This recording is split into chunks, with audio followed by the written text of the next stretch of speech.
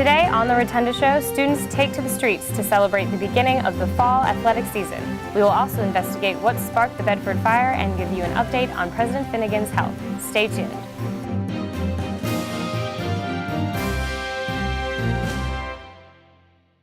Hello, I'm Megan Kozik, and welcome to The Rotunda Show. Last Sunday, August 15th, Longwood students kicked off the year with a pep rally and march to the soccer stadium in order to cheer on the Lady Lancers in their opening season game against the Richmond Spiders.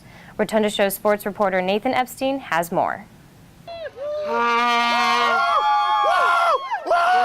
On the hot Sunday before the first day of classes at Longwood University, pregame for a women's soccer game took on the appearance of one for a Division I football game. Oh, this is wonderful. I love the enthusiasm that the students have.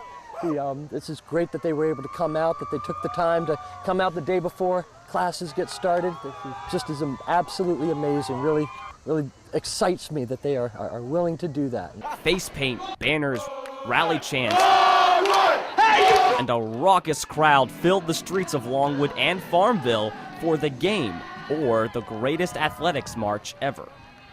The event started with a pep rally in Willett Hall, where the crowd yelled and cheered in preparation for the women's soccer team's matchup with the University of Richmond Spiders later that night.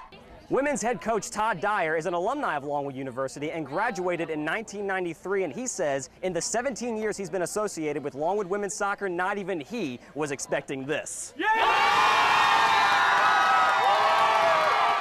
It's unbelievable. Today when the girls got off the bus, walked into the gymnasium, you could hear the crowd inside before we even got there. And just the energy, the volume, the Longwood spirit was insane. I think we all had goosebumps. Longwood! On stage, pumping up the crowd were students, members of the SGA, Longwood faculty, and even Farmville town manager Jerry Spates made an appearance. The fans then marched from campus up 4th Street to the athletics complex for the game.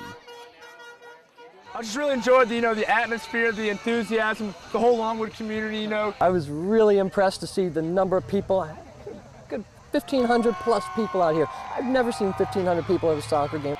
Many faculty have said they hope this starts a tradition that will last for years to come. This is absolutely amazing. I hope that this type of energy just continues throughout the entire year. This is Nathan Epstein for The Rotunda Show. It was a very interesting first day of classes for students on the south end of campus as a fire erupted on the top floor of the new Bedford Art Building. Longwood Chief of Police Bob Beach was on the scene and had this to say.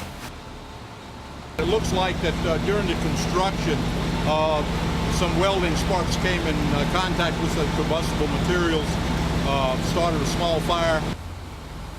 Although the fire was extinguished before substantial damage was done, Beach did report that several minor injuries were sustained.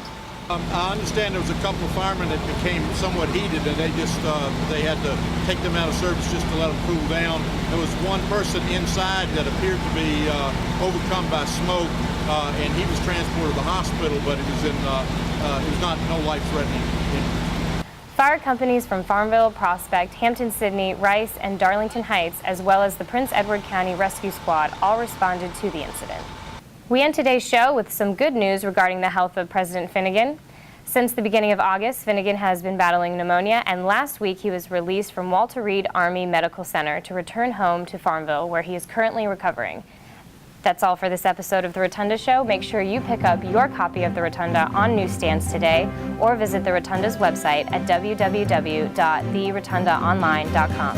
Thanks for tuning in. I'm Megan Kozik, and I'll see you next time.